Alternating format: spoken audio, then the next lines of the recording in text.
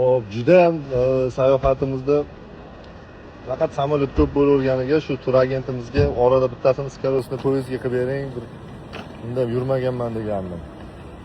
Shunga yo'q demay qilib bergan. Hozir mana shu скоростной poyezdga ketamiz Guanzhouga. Men uchun bir yangilik bo'ladi. Men ko'rsataman nima ishlar qanaqa bo'ladi.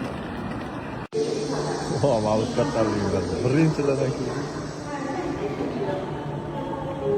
Wow, mana bu. Rasman.